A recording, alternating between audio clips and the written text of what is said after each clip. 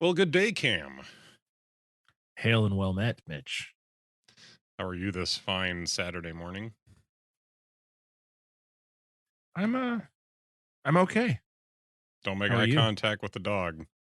Yeah. Oh. If I don't move, he can't see me. He can't see me. He's like a T-Rex. So, I wanted to start off the show talking about something that I discovered. I had this article sitting in my, I think my laptop's possessed. It just like closed something and then opened up something, and it's just kind of doing its own thing over off to my side over here. It's weird. That's because I have remote hacked into your device. Okay, Stuart. Now pulling up the Teletubbies marathon. Enjoy. But I ran across this article a while back and finally took the time to mess around with this. So it's a super easy shortcut because I could do it without much help. So, but it's a way to change your watch face based on time, based on location, but like Mhm. whatever you want to do in shortcuts with your watch face. Well, so what I did is I tied a specific watch face that I typically use at work to my work focus. And so now when the work focus starts, and I have that time based, I could do location based, but when it starts, it automatically flips my watch face to this alternate face. And then at night when I get done with work, it switches it back to my normal face. So I think it's a really cool thing. And you're My laughing at favorite me. part of my favorite part about all of that is that if someone just heard the last like 20 seconds of that conversation without the introduction, based on the time, my face changes. And when I get home, it changes my face back. Yeah, that is kind of funny. And now I'm looking for that article to put in show notes and I can't find it. So, how to automatically change your Apple Watch face.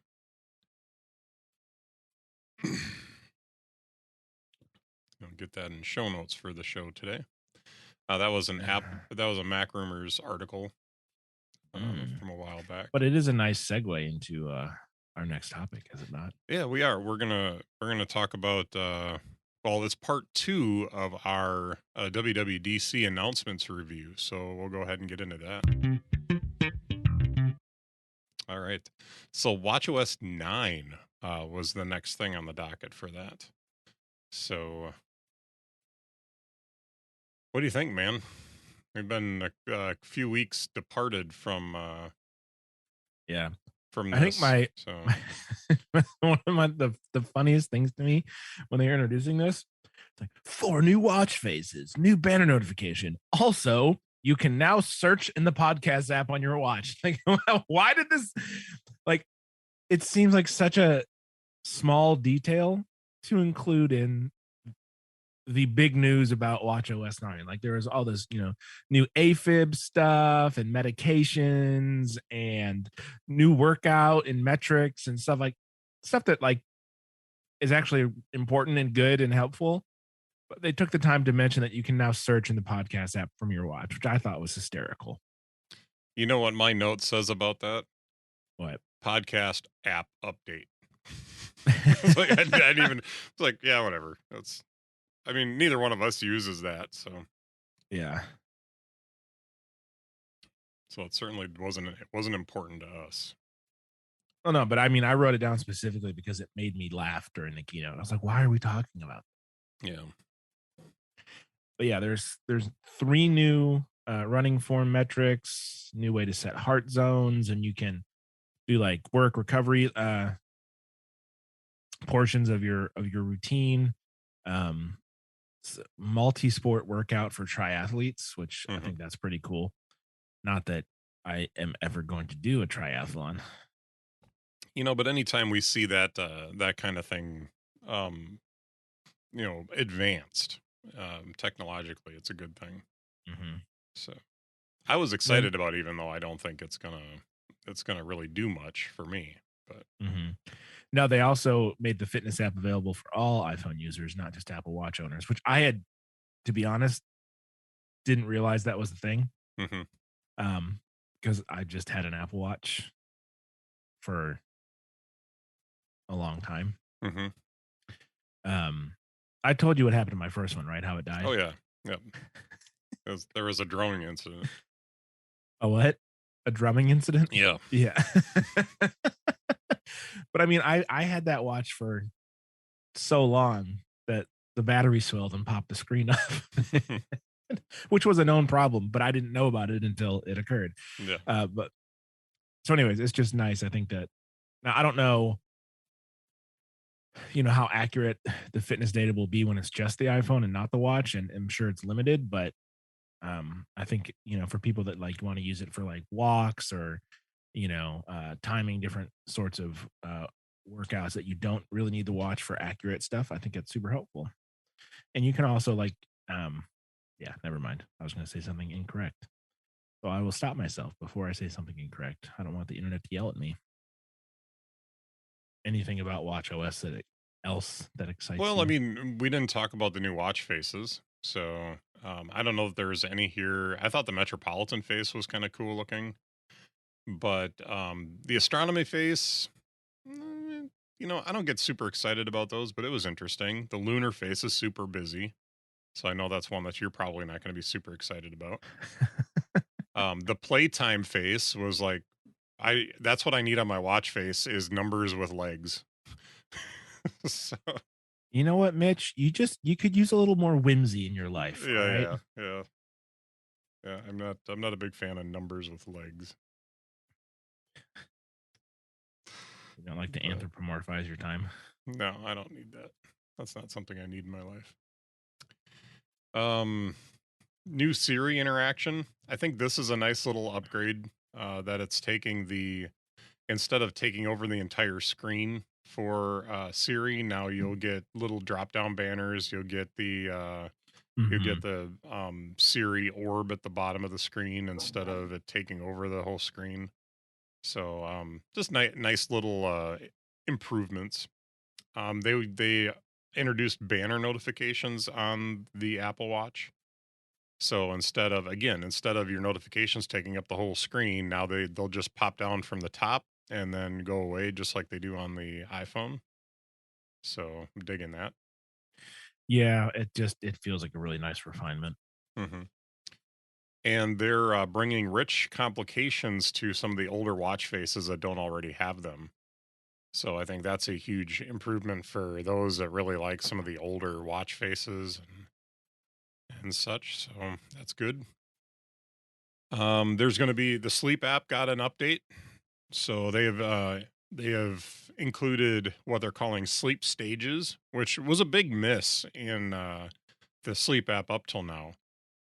Because they could tell you in the sleep app like, oh, you slept from this time to this time. Now they're going to be able to tell you, well, you slept from this time to this time, but you had deep sleep during this time of the night. You were lighter. You slept lighter during these portions of the night. What time were you in REM sleep? Those sorts of things. So it kind of gives you a little bit more information about the quality of your sleep. So I think that's a Siri good thing. sees you when you're sleeping. He hmm knows when you're awake. Yeah, or she, depending. Yeah. My Siri is a Australian guy, but I still refer to Siri as a she a lot, and my daughter always corrects me. Yeah, No, Siri's a boy, daddy. yeah. Siri is whatever you want it to be. Siri is non-binary. Oh boy, let's move Um, on. AFib history. I think we discussed this briefly when we were going through and talking about the iPhone a couple weeks ago. But AFib history will be a pretty cool thing for those who deal with regular AFib, to be able to track all of your heart health and be able to share that with your doctor. So I think that's a pretty cool thing. Yeah, definitely. And then I think the medications app is going to be really cool too, because this is something that I've wanted and I've played around with a few apps that do this and haven't been totally happy with what has been offered for this. but just having the drug interactions information, being able to get alerts to remind you to take your medication. uh I'm sure it's going to have some way to log the medication so that you know if you took it or not, because that's something that I run into sometimes. Is I get up the next morning, because I usually take my allergy medicine before I go to bed at night. And so sometimes I get up in the morning and I'm thinking, well, did I take it or didn't I take it? And I don't remember. And so having a place where I can log that would be really, really good for me. So that way I'm not doubling up. So, Well, yeah, and that's super helpful too for like when you doubling up on a medicine could cause major issues. You hmm, know what I mean? For for some of sure. the medications. And I also like too that they had this thing called drug to drug interaction notices. Hmm. So it'll tell you like, hey, don't drink alcohol when you're on this drug, or Yep. don't you shouldn't take this drug because you're on this other one, and them together is Hmm. bad. I just think, oh yeah, all around the whole medications thing, like the is a really, really, really good thing. And I'm surprised it's taken this long, to be honest. Yeah. Because of all the things they've done with the health and watch and all that stuff, this one seems like low hanging fruit Hmm. compared to like tracking your blood oxygen through your watch sensor, or that sort of stuff. This one seems much simpler, Yeah. and way more beneficial for more people because of how many people you know do take medications for one reason or another. So Right. Right. So, it also they also had the ability to share with your family, with privacy in mind. So if you have a parent that is on medication, and you want to make sure that they're taking the medication, you can connect with them through the iPhone and the Apple Watch to make sure that, or this medications app at least, to make sure that that things are going the way they need to go with family members, and be able to send reminders to them. I'd be interested to see how much flexibility that there, how much this does as far as like sending reminders, or um hey, your family member hasn't taken their medication today. Do you want to send a message to them, or something like that? Because if it doesn't have something like that, I don't know, see how useful this is. But if it has that, I think that would be quite useful. I guess So, we can find out. okay. So one thing they didn't announce in the WWDC keynote that has come out recently, and this isn't an Apple announcement so much as it's a uh, FDA thing, but the FDA gave clearance for the Apple Watch to be used for Parkinson's research, and they've been doing this with ResearchKit for a while. But what this changes is that rather than taking or collecting anonymous information and it being sent through ResearchKit, what this gives the capability of the Apple Watch to do is collect all this information and store it on your device so that you can share it with your doctor. And so, I right away, my dad has Parkinson's, so I right away sent this off to my mom to say, hey, this is something that you might want to keep your eye on and talk to your doctor about, Yeah, and that's awesome. see if that's something that would be useful. Because when you have with Parkinson's, there's jitters that come along with it. There's difficulty. I don't know. I don't want to say difficulty walking, but just it affects the way you walk, and all of that stuff is data points to know, like, how is it progressing? How is what are the issues, and how can we use this information to um better treat the patient. So for my dad, for one, it would be really neat to be able to, if he gets, 5, 10 more years of, just good cognitive life out of it, then I think it's totally worth it. So, and it depends on how much it really is going to help, but it's definitely cool to see this stuff happening. And for him to be able to be a part of the research project too, I think would be huge. Because then, the more people we've got involved in these research projects, the more advancements that we can come up with to help people that suffer from these things. So, Yeah, that's super cool. mm. I'm all for it. All right. Well, that's all the notes that I have for Mac OS 9. Or I'm sorry, Watch OS 9. Um, I've got Mac OS Ventura next. Alrighty then. So get the bad jokes out.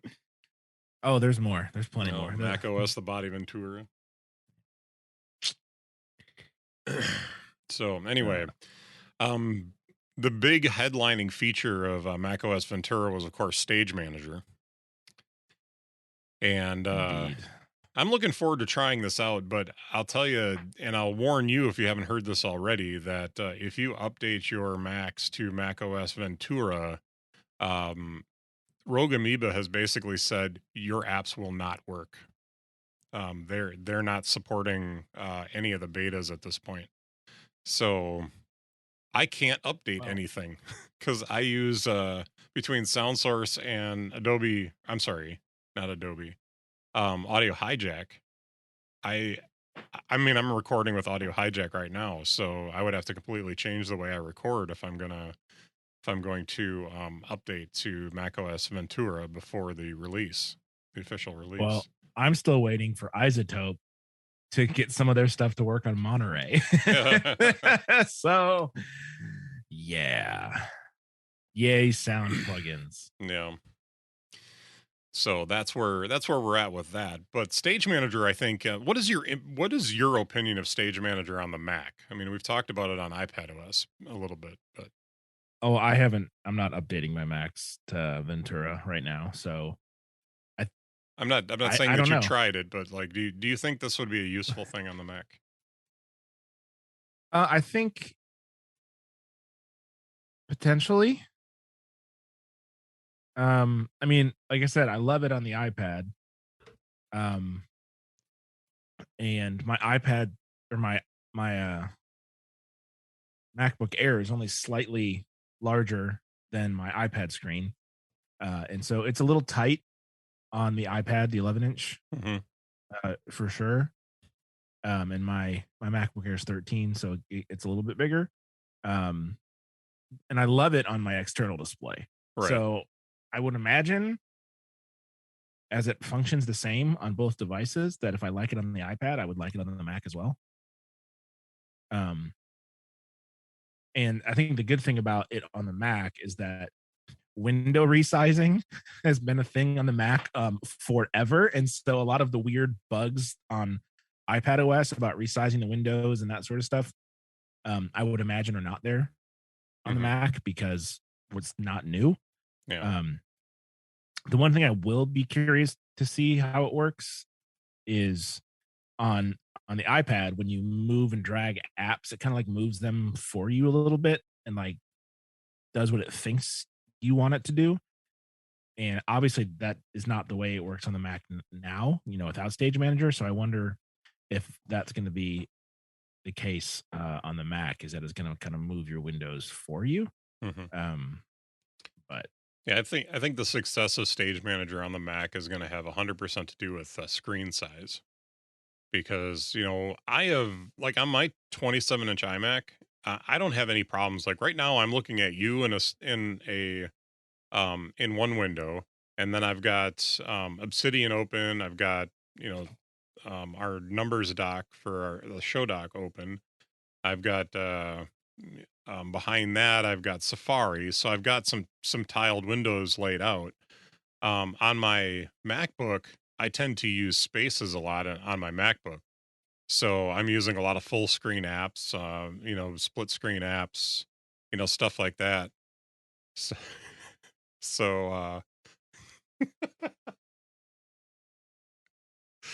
do you want to address this on the podcast? My dog just, my mouth was open and everything. Just, the look on your face. So his dog jumps up on his lap and is crawling across his lap, and then all of a sudden you just see Cam, his face just scrunch up, and he's pulling his shirt up over his nose, and so putrid. So it looked to me like your dog passed gas right in your face.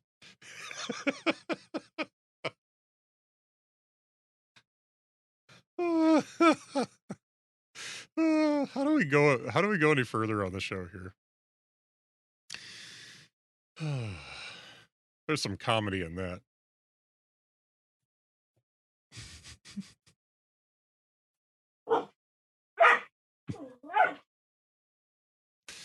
All right. Anyway, stage manager, I was saying, would I think plays a part in a larger screen for sure. In the smaller screens, I don't see that it's going to be as useful. So, so that was basically my conclusion to all I was saying. But, I but do yeah. like though that you can group certain windows together in it. Hmm. You know, that that feature is quite nice, especially if you're, a spaces you like currently and you kind of have to scroll through your spaces to get to those different combos. Now they're just right there. Hmm. You don't have to through all of them. Which is gonna be a muscle memory change for some people. If they choose, and that's the other thing too, is you only have to use Stage Manager if you want to use it. It's Right. not the default. It's Which I think is actually making it opt in instead of opt out is a really smart move. yeah. So if you want to use it, you can. If you don't, guess what? The traditional experience is the default. Yeah. So The only default really is the windowing. If you want to use spaces, you have options to be able to do that. If you want to use the stage manager, you have the option to do that. It's just yet another way of managing your windows. So I'm interested to see if anybody comes out with an app that makes some kind of layer on the older Macs that can't update to Ventura that will do something similar. Kind of curious to see if somebody comes out with something like that, because like we discussed on the last episode, my MacBook Pro is just barely misses the cut for Ventura. So I got a 2016 and it's a 20, you need a 2017 or newer. So makes me sad. All right. Well, I think we should move right on to mail. So the mail app got a lot of the updates that we saw in messages. So you've got undo send, you've got schedule send, follow up suggestions, remind me, and then they did a search overhaul. I don't know if there's anything in particular you wanted to talk about with this. I think the follow up suggestions are cool, are interesting. That's one thing that I didn't expect, but mhm. I mean, it to me, it all just seems like good quality of life improvements, right? right.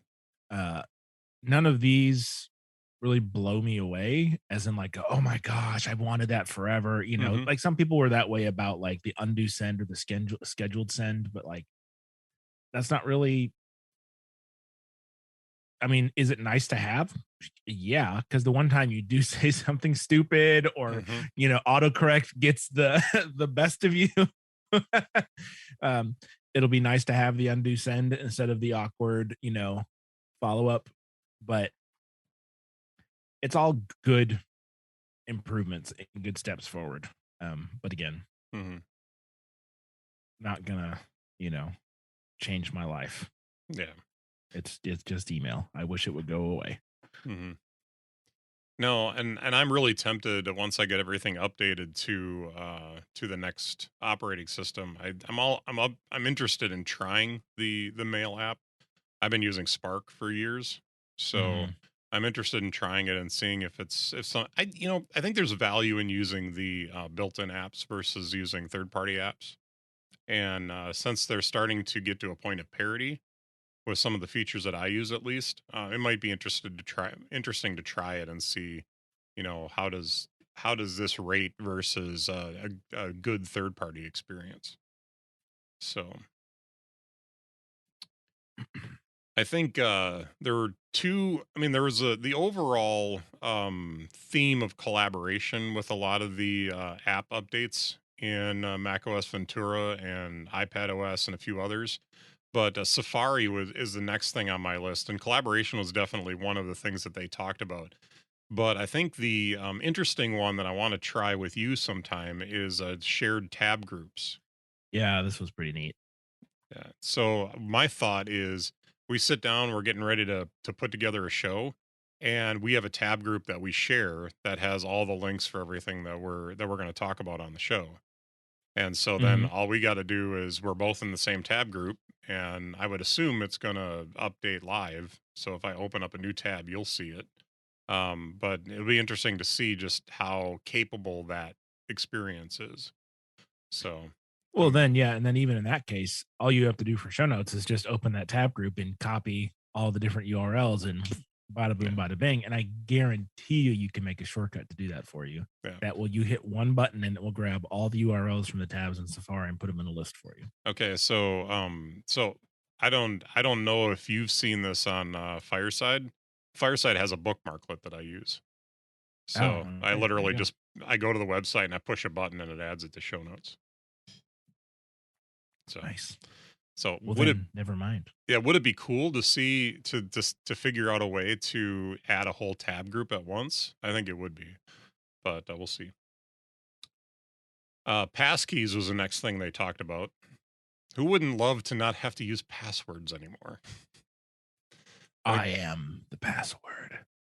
I know, and I love the idea of passkeys, and I can't wait for this to become the norm in in the operating systems, and being able to just say, well, hey, my phone is my password, or the biometrics on my phone is my password. Which, if you think about it, is kind of what they did with Apple Wallet. So Yeah, your face is the password. so this is kind of taking it to the next step where my phone knows it's me, presumably. And I mean, not that there aren't ways around this, but I think it makes things a lot easier and arguably more secure. Do we want to talk about gaming? No. Uh, I Well, mean, I'll just say they talked about gaming. Woohoo. they did. All right. Handoff for FaceTime. I Yeah, think okay. So this is interesting. this is an interesting one because I think it falls into that category of things we didn't really know we wanted to know, or we didn't really know we wanted. But suddenly it's like, yeah, you know what? I would like to be able to start a FaceTime call on my iMac and then move it to my iPad if I want to go up into the living room for something or something like that, and just have that flexibility. I think that'd be awesome. Yeah, so there's that part, right? There's the switching of FaceTime calls from device to device, but then there's also the continuity camera, right? That lets you use your Hmm. iPhone as the webcam. That also supports center stage and portrait mode, so you can have, all that dreamy fake depth of field that still needs some work. Hmm. I took a couple pictures, um, or a couple videos in cinematic mode the other day. Hmm. And like it still struggles with certain things. It was Yeah. like very noticeable that it was fake. But then there's this, so you could be starting a FaceTime call on your phone, head to your desk, slap your phone onto your big screen. It all of a sudden becomes the camera for the FaceTime call on your iMac. And then there's that crazy desk view that they showed Hmm. where your iPhone camera is, facing you perpendicular to the desk, and somehow it can, with its ultra wide camera, get your desk and somehow take what is like a 60 to 50-degree angle of Hmm. the desk and make it look like it's floating above your desk. Now, Yeah. I don't know what sort of witchcraft that is. It's the ultra wide camera, and then I understand, somehow but they're they're getting rid of the distortion and everything at the edges of the lenses. So it's still witchcraft, but I know, I'm saying like yeah, the physics, we're brushing up against the laws of physics here, like that, and like the 5 nanometer, like you can only get things so small, right. you know, or so we are quickly approaching the laws of physics in some of these things, and that's Hmm. very weird. So I think the thing that I was most excited about with the continuity camera was the stands that they were offering for them. So I'm looking forward. I'm thinking I'm going to get that little Bilkin stand for the back of my iMac. and be able to, when you and I are on Zoom, a Zoom call like this, be able to use that that center stage feature and stuff like that to keep me in frame. So I think that'd be For all really that cool. side to side movement you do. Yeah. Good. Well, well, Gonna get the your cardio in while we're doing the show. yeah, well, the other thing that that I haven't mentioned, haven't told you yet, is I'm pretty much all but I've done everything I need but pay for it to get into my biblical counseling class this fall. And so every Monday night, starting in September, I will be on a Zoom call doing classes for that. So even that center stage would be nice for that, and just be able Yeah. to know that I'm staying in frame all the time. And I don't know that I would have a use for the desk view, but yeah, that'd be cool. I like that. All right. Do you want to talk about iPad OS, or should we just wrap up? I mean, it wasn't really that exciting. I think I actually got bored halfway through and just turned it off. So, I mean, but if you want to talk about it, All right. that's fine. Well, they have a weather app now on the iPad. That's pretty exciting. Amen. Hallelujah. All the Hey. collaboration features that they've talked about up to this point are coming to the iPad. Mm-hmm. Sorry, I had to itch my ear and everything. That wasn't working very well. Um, Freeform. What do you think about the Apple having a whiteboard app for their? Again, it makes sense. There are like, me being a remote worker for the last 3 years, uh, we use a bunch of different apps to do this sort of whiteboard thing. There's a one called Mural, there's one called Miro, Microsoft Teams has one built in. Like this is pretty much par for the course. Now, how Apple will do it and what their features will be, probably a little bit different. But yeah, this is good. Mhm. And this is them trying to get more people to use FaceTime instead of Zoom or, you know, Teams or what have you. Yeah. So yeah, I think it's a good idea. I think it looked pretty neat. Um, the one thing I will say is that I imagine the design of it and the experience of it and the tools that you get to use will be better than any of the stuff that I've used that's enterprise because that design sucks. Hmm. And Apple's pretty good and is known to be pretty good at designing nice things. So I will definitely try it out. I think it would be another fun thing for us to try out with the podcast Sure. and the show. So we'd have like the tab group, and then we could do the free form.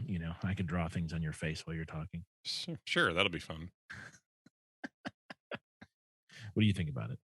Um, y- there's stuff that I would love to use this for, but that I think it would be really terrible in the end.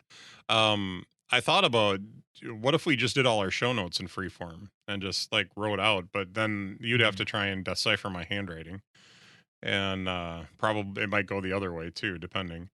But or some one of us would be doodling during the show, so or something like that.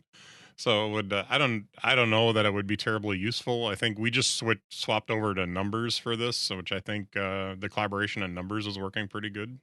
I don't have any complaints, but I don't know. It'll be interesting to try. I'm willing to definitely try it for whatever we want to play with it and see what it does.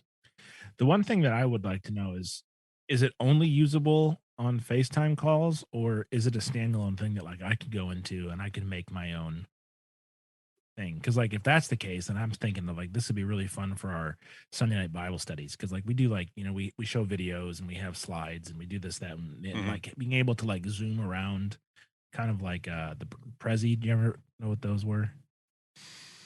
No. Oh, okay, never mind.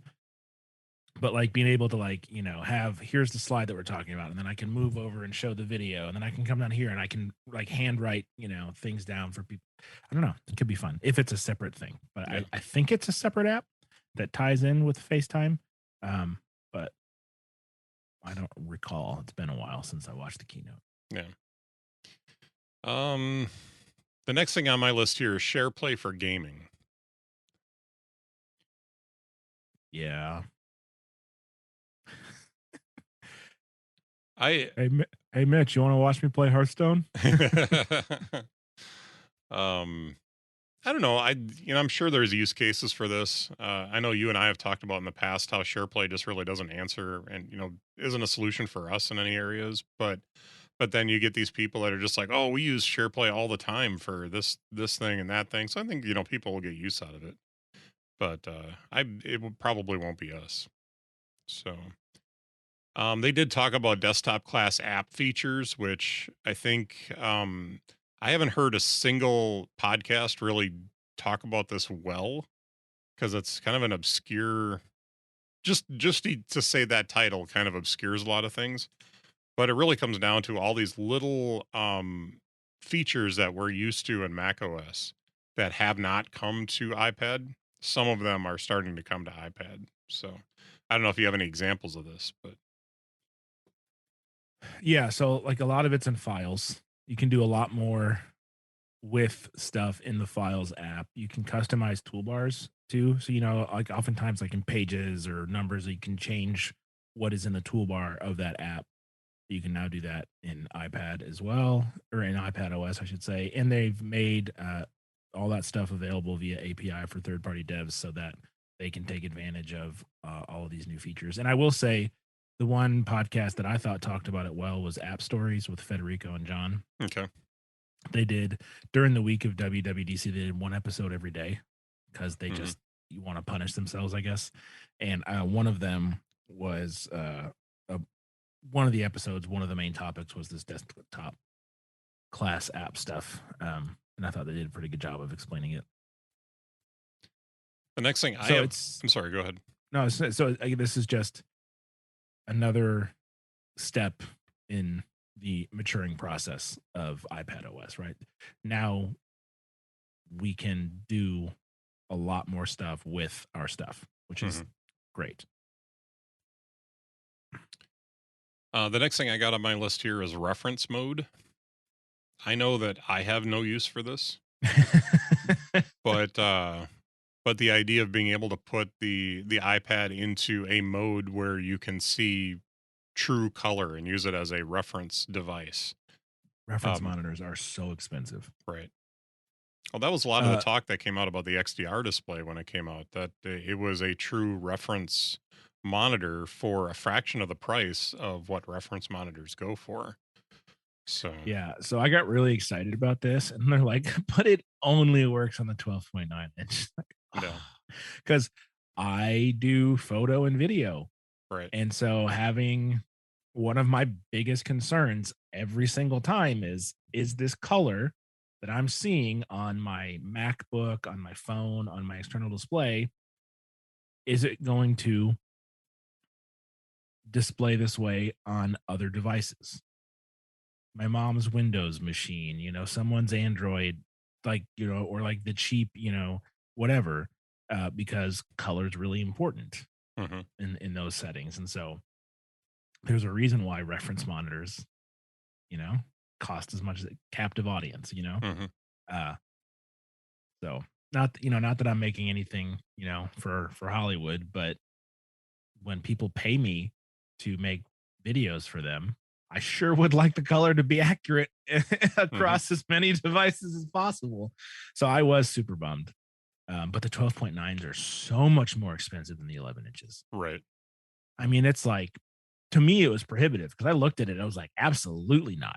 Right.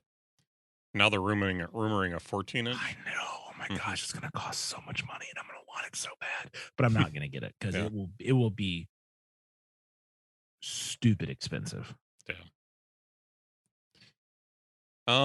Well, we can wrap up this section here with some features that are only coming to the M1 iPads. That no one on the internet is upset about. Right. So I will just say this. There has been a lot of talk about, and I know Federico's really on this bandwagon right now of he thinks Apple will dial back on this and provide some of these features for non M1, but very scaled back. So where maybe you can do your 4 apps in Stage Manager, that say on my iPad mini, it'll allow Mhm. me to do like 2. Yeah, because would you Um, really want any more on an iPad I mini? I definitely wouldn't, no. Well, think of this for a second. A non-M1, 12.9-inch screen to put 2 apps on there, and use it that way, to be able to use the external desktop support. I mean, quite honestly, I would love to be able to do external desktop support. I wouldn't use it a whole lot off my iPad mini, but I don't need, even Stage Manager for that. But just to be able to do something other than just a straight mirroring to the display, would be nice. It fills Yeah. up the display. I'm able to put the apps full screen, and it just would look nicer that way. So, Yeah, I but would I would love to be able to take my iPad mini and, plug it into a projector at church or, into a TV at a friend's house and actually have an external display, It's just there, again the whole there's some modular. there's some exceptions to this. I mean, you can use like, um Pages. Is it Pages? No, Keynote. I'm sorry. I don't use these apps enough. Keynote has the ability to send just the slides to a Yeah, screen and format I itself to that screen. But that's very app specific. mhm. Dude, what do you want? The trick though is you would have to have a Bluetooth, mouse and keyboard Right. in order to take advantage of the external display because obviously you can't be touching the TV or the projector screen. Correct. But I'm sitting here with Universal Control set up, and I've got 3 displays on Universal Control. That just becomes a 4th display. And Mhm, so I can just pop over there and make some notes and, whatever I'm using it for. And that's off on my TV off to the side over here, and mhm. do that way. Now, would I do that all that often? Probably not. I AirPlay to that TV every once in a while from my iMac for stuff. So that probably would be the way that I'd use it if I did. Mhm. But that TV is such a low resolution that for me to use something like that, it's either the letters are huge, which, I'm not arguing with because I'm sitting this far away from it. So if I'm trying to read something off of it, it works. But it's really not a computer monitor. So, um so with the M1 iPads, we're getting display scaling. So you'll have the option of being able to make your letters smaller, uh, to get more It's onto not the but it's not screen. just that. It's Yeah. it's you get more pixel density. Right. I'm joking because I know. that's the opposite of what I want. But I turned this on the second I got it. The second I updated, I turned it on. mhm. It's a good experience for 'Cause you. Mhm. Okay. I mean, especially with Stage Manager on an 11-inch, you need as much space as you can get. So I just I have a feeling that I would be looking through my progressive lenses, holding it at the exact spot where I could see it, and I would look like that old man trying to read an iPad. But did you have anything to add about Stage Manager on the iPad? I know we've talked about it quite a bit. I mean, I use it all the time. I love having my iPad plugged into my external monitor.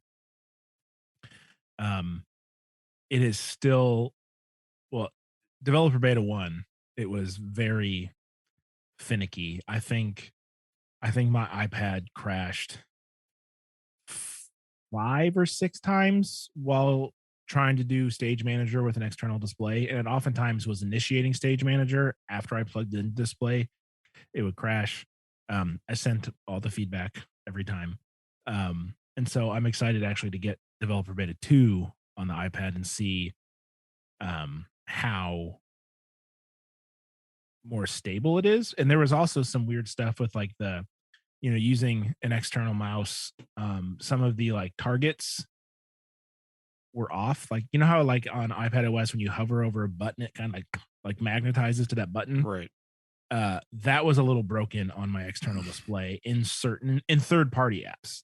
And so I wonder how much of that is just Stage Manager and third parties apps struggling because it was developed, and so I'm looking for that to be cleaned up because it's really annoying when you're trying to click a tiny little 3 dot, you know, button on the top of your app on a 4K screen. So it's literally like, a quarter of an inch wide. I'm like, no, just click on it. I want to like poke my screen. Yeah.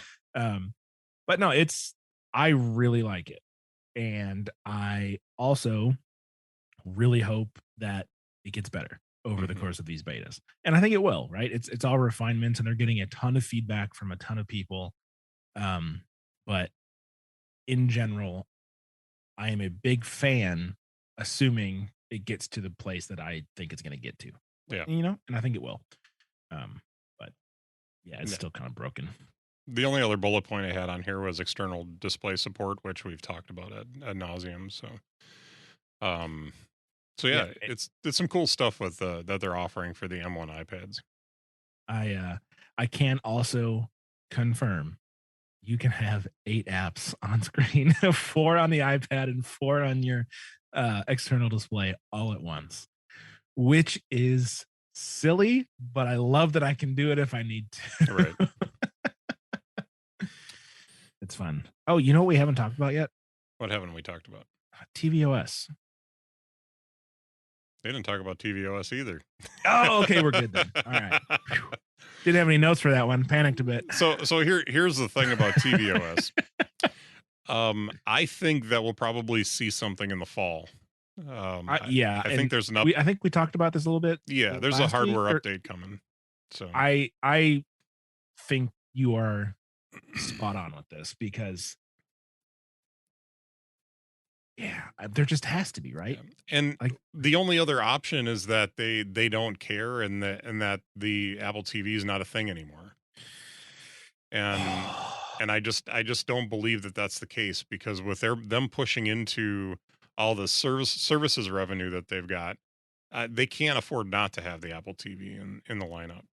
So well, and how much they're pushing the Apple TV Plus service, but also the Apple TV app itself as a way to get you to all of the other services that you use that can tie in with it. And with the sports, like with Major League Baseball Friday nights, and they just signed a 10-year deal with Major League Soccer to show every single Major League Soccer Champions Cup and MLS Next and Next Pro, which is the lower developmental leagues globally with zero local market blackouts. That's a huge deal for MLS, but for Apple's intent of we want to be we're serious about sports. And so I think to that point they need. Now, can you get Apple TV service on every other device? Sure you can, but why not control the experience completely with your own hardware like the Apple TV as opposed to relying on, a Vizio smart TV or an Amazon, like whatever the case is. Apple's a control freak, so I would hope desperately that they keep the Apple TV and that they do, like we've said, give us that dashboard home view. Please, please, please. I just want to have pretty things on my TV that I can look at. So the other thing, there's been rumors flying around here the last couple of days. One story said that there's no Sunday Night Ticket coming to Apple TV. There was another story saying that Apple TV Apple finally made a bid on Sunday Ticket. The story seems to suggest that what is going on right now is that Apple's made their bid. And the NFL has not gotten back to them yet. So it's kind of sitting in limbo right now, was what I'm understanding. So I would not be surprised if we start seeing rumors here in the next week or two of what the decision is. And of course, I don't think they're going to announce that probably until maybe they'll make an announcement in August. They would have to make it in August because it starts in September. So what you're saying is, because I know DirecTV's contract with Sunday Tickets, is it already done? Like, is there no Sunday Ticket for this coming season as of now? I can't answer that question, unfortunately. Because I'd seen rumors about who was going to take Sunday Ticket from DirecTV and all that sort of stuff, and people were assuming it was going to be Amazon or Apple or one of those types of companies. But man, if Apple landed Sunday Ticket, dude, that would be so much more money for the company that already has all the money. Yeah, CNBC reported 20 hours ago that Disney, Apple, and Amazon keep waiting as NFL considers Sunday Ticket offers. So those are your three big players right now that are bidding for the Sunday Ticket: Disney, Apple, and Amazon. And I wonder what they would charge.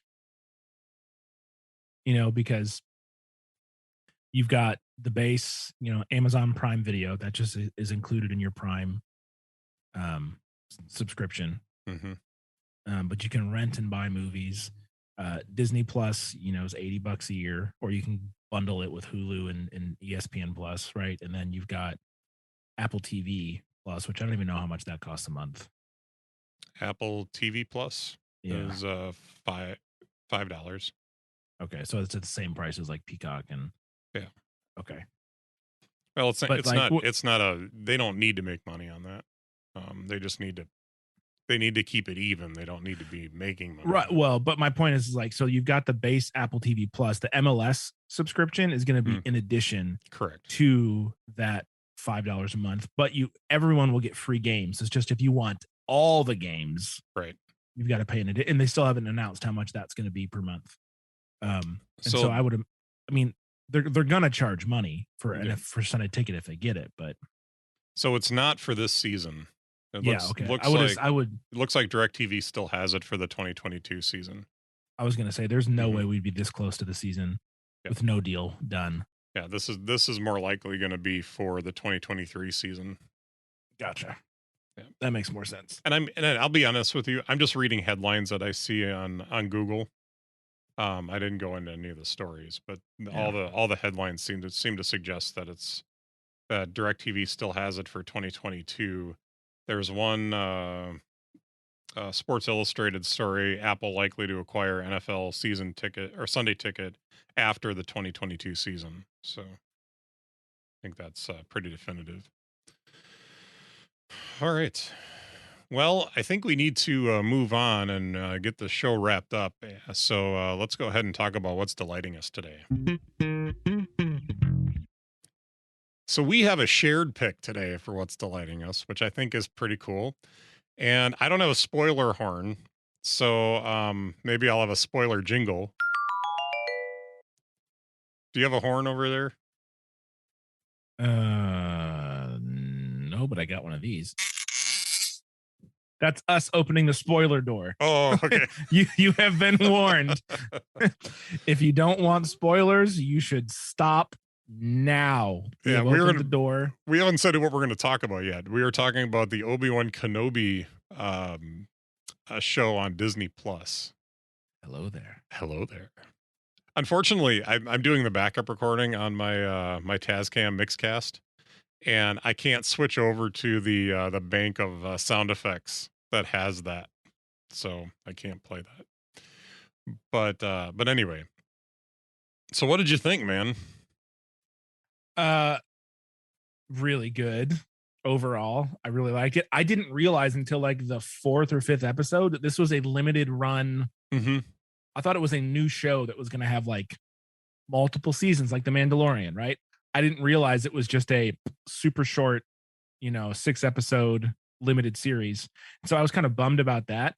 But I will say this: when we were talking about this, I think 2 shows ago, and you were telling me about I had seen the first 2 episodes already, and you hadn't, and you were telling me about the book, and what I was like, oh my gosh, he's gonna be so happy because like everything you said happened in the show. Yeah. So I wanted to get your thoughts on that.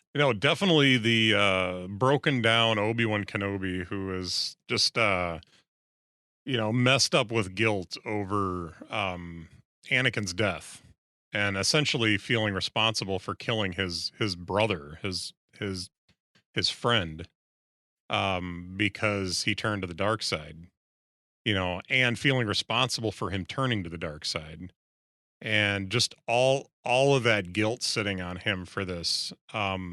He basically disconnected himself from the Force, or was disconnected from the Force, because of his feelings and because of how he, dealing with all that. Well, and because of the Inquisitors. Yeah. Well, that helps So too. Yeah, because yeah, you don't want so to e- draw attention. yeah, lots of guilt and shame, and also slight life preservation. Yeah. And I'm looking up because I've heard rumors that are planning a second season. So Oh, okay, good. let me double check that before I say anything definitively.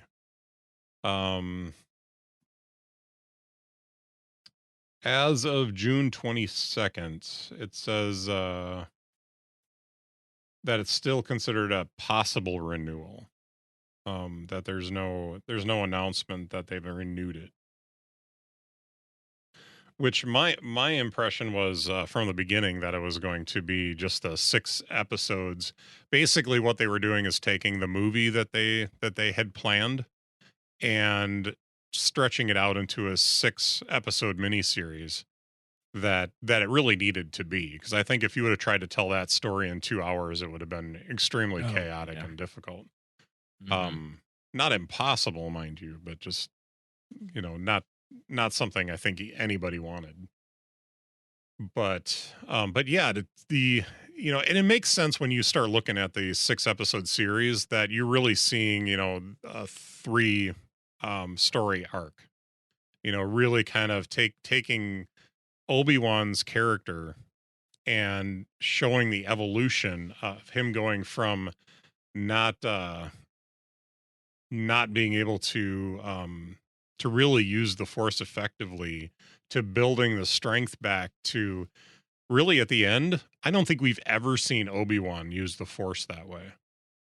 The scene where he's throwing rocks at Vader Mhm. and just pummeling him, and just the way I don't know if we've seen the Force used that way much in Star Wars. It was just incredible because this was going to be the huge Force showdown. Mhm. We've never had a scene this big for 2 characters to come against each other. And so I think the finale really is what it needed to be between Vader and Kenobi. And I have so many feelings about that scene.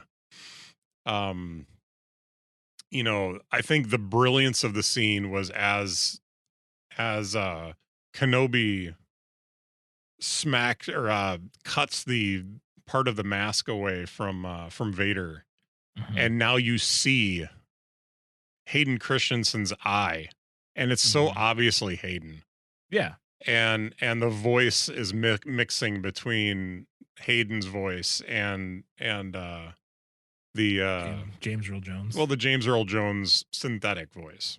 I don't know Mhm. if you realize that his voice was completely synthetic, but there was just such a brilliance in the way they played that scene you know to give Vader that, hey dude, this is a broken dude inside this mask, inside this costume, really. Mhm. That he needs this suit to survive, and there is a vulnerability there.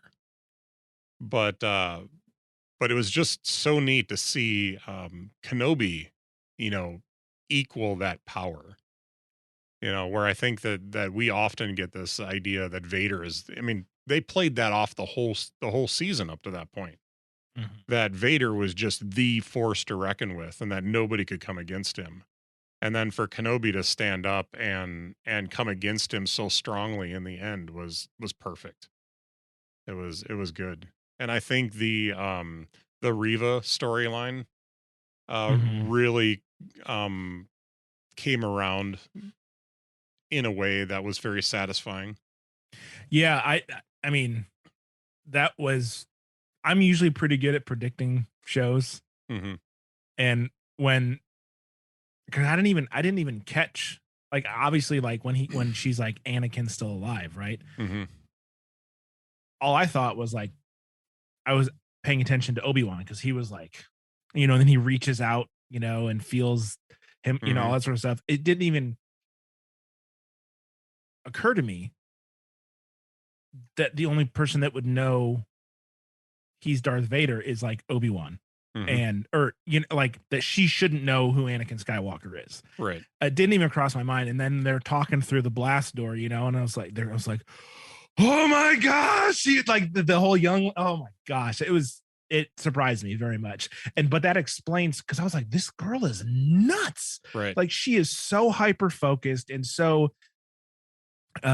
zealous, right? To at first it's to appease Vader and to become Grand Inquisitor, and then it's like, oh no, she's on a murder mission to kill this guy, Yeah. and she's using all of this as a way to get close enough to. I was like, man, I did not see it coming, and I was like, this explains her drive Hmm. so well, and it Yeah. was such a satisfying twist that we got to see it play out even further. Yeah. And then in Um, episode 5 to have to have him or to have her attack Vader, and mhm, obviously that wasn't going to go well for her. Um but to have her attack Vader, be broken, mhm, she got stabbed, but nobody dies in sci-fi. But not unless it serves the story. exactly. But but for to have her left in a lump and then get this little bit of information about where Luke was, and then to have her go back to in episode 6 show up on Tatooine. I thought it was really incredible how they managed to um keep the location of Luke secret, or Leia for that matter. Keep those two characters still secret from Vader, but somehow we have this Inquisitor who knows all this stuff and is actively pursuing these two characters, knowing that Kenobi will respond to that. And that I honestly think that she wanted to kill Vader and Kenobi, because Vader for obvious reasons, but Kenobi because she blamed Kenobi for the fall of Vader. Mhm, And so neither one of these two people were on on her friends list by any means. So I think she really would have opted to kill both of them, mhm, but to have her in the end, the grace and the mercy that Kenobi showed her, won her over. And she, his exchange with her about how are you any better, going after these kids. Don't you were all your friends were killed in the Jedi Temple. All these younglings were killed around you, and you're avenging that by killing kids, and showing the apparent contradiction of that, and having that be what in the end keeps her from killing Luke. And it that was a really good character arc, I think. And I think there was a yeah. lot of questions early on in the series. There was a lot of podcasts that I was listening to, like, where the heck is this going? Like, nobody liked this character, and so it was really satisfying to see that character in the end have their redemption moment. So, Mhm. Yeah. The other the other one, or the other character that I thought was really, really good was Leia. And I think oh, she was awesome. the girl that they got to play, Hmm. like, looked the part. Like, you're Hmm. like, that could totally be Carrie Fisher as a 10-year-old. Right. Like, the sass and the spunk and, like, just really, really well done. And that little girl's awesome. And she did a great job Yeah. acting. She Just was phenomenal. just amazing. Yeah. And I enjoyed her performance a lot. I think there's a reason that you didn't see a whole lot out of Luke, because I don't think Luke, the character for Luke, had that the ability to be that character, so they didn't want to pit the two of them against each other. Well, yeah, and So who's not to, who's to say if a season 2 happens and mhm, maybe it's teenage Luke, like he's 15 or 16 or whatever. right. And, but like I think it would have been, I mean, the story was Leia and Obi-Wan, Mhm. and then everything that, happened to them. And so I think we got to see the beginning of Leia becoming, you know, senator and, Yeah. all that sort of The stuff. princess, yeah. Exactly. She's And obviously so the princess, but becoming the princess that we knew in A exactly. New That's going to Hope. lead the rebellion. Mhm. Um so I think it would have been, to like, as you said, a disservice to try and make it a story about her and Obi-Wan and then Vader and Riva and then also Luke. Luke was just the sort of like just a brief touch point here and there, you know. Um Story starts on Tatooine with the Inquisitors and Obi-Wan, and then it ends there. And the way they ended the show, just I laughed so hard when he walks up with the little, The plane little toy ship, and yeah. hello there. And that's Hello just there. how it ends. I was like, yes, I they did it. They did it. They leaned into the meme and they did it. so Wednesday morning, I was sitting with my iPad in my lap, watching the show because we had our in-laws over, so they were in bed yet for the most part. I think I got about halfway through the show before my brother-in-law got up. Well, he hasn't seen any of it yet.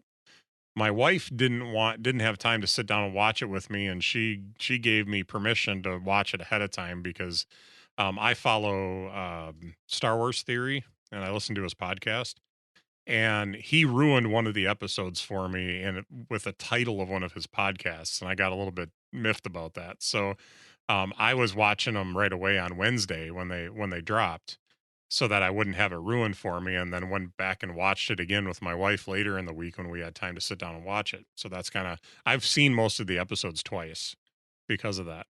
Mhm. But as he says, hello there, my arm shut up and I was like, yes. and so what was awkward about that was that my brother-in-law was just coming down for breakfast. and, uh, and he just kind of stops and he looks at me like, good morning to you too. It's like, dude, that wasn't for you. So it was kind of funny. Yeah. That's But you're like, man, I would explain, but it's not worth it. Just yeah, go just go no, get your coffee. go get your coffee. But it was, I will tell you that episodes 3 and 4 kind of felt a little bit unnecessary. The story was there, but I kind of feeling like, man, where are they going with this? Like, there's just seems to be a lot of chasing Leia around, Mhm. and we got to see some planets that we hadn't seen before, which was interesting and cool. I don't know that there were a lot of planets outside of Tatooine and Mustafar that we saw in this series that we've seen elsewhere. So that was interesting. I was probably there might be one in there that we've seen before, but What was did we ever find out what the planet that Vader's volcano layer yeah, was on? that's Mustafar. Okay. Yeah, there's If there's one thing that was way over the top, it was his like okay. granite monolith of doom surrounded by flowing lava. Like it So was the most stereo. this is where the Star Wars nerd gets to educate you. Go ahead. It's still super cheesy. So that river of lava that flows around his castle there is Uh-huh. where he fought Obi-Wan. And Oh. he built his castle there for that reason, because it was a um the Sith feed off their anger. That's part of being Sith. So for him to have his castle right there where he would be constantly reminded of that moment where his teacher, his master tried to kill him, helped to feed that anger. And so that was very purposeful as to why he put his castle where he did. So you can say that Right. it was overkill, but there was a purpose for I why it know, was but there. can you just see the supervillain stereotype? Like a Oh no, giant castle in lava. but And I his get that it serves the story yeah. in that way, but it still made me laugh the first time I saw it. I was like, oh wow, Well, but someone's leaning. if you watch Rogue One, that castle's in Rogue One.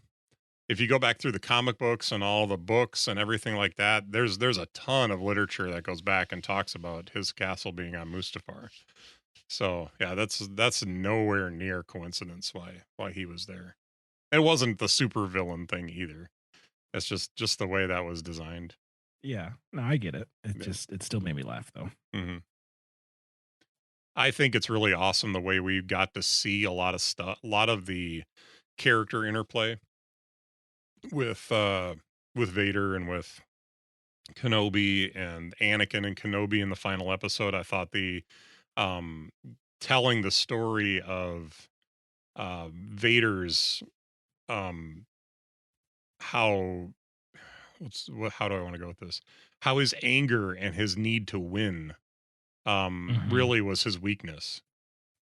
And I thought all that was really good. We learned a lot more about that character. We learned a lot more about the character of Kenobi and kind of the whole Jedi Sith thing through this series, and I thought it was very very good. So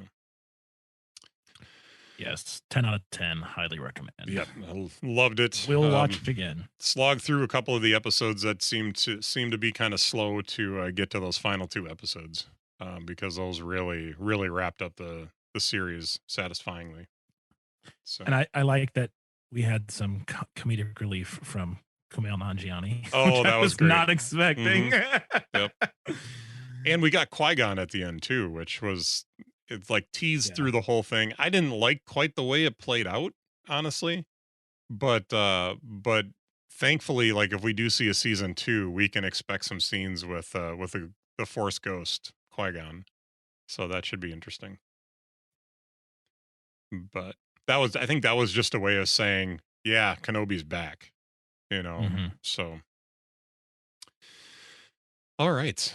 Well, that about does it for us today. Just want to remind everybody that if you want to check out more of our podcast, uh, check us out a little bit more, whatever, you can find us at innerdialogue.show. And you can also find my socials at mitchcraig.online. And you can say hi to me at cambrennan.com. Yeah, you can check out everything that we've got going on our websites. So, Cam, it's been a joy to discuss Kenobi with you and to wrap up our discussion about WWDC. So, you have a Indeed. wonderful day, sir. You as well. All right. Peace.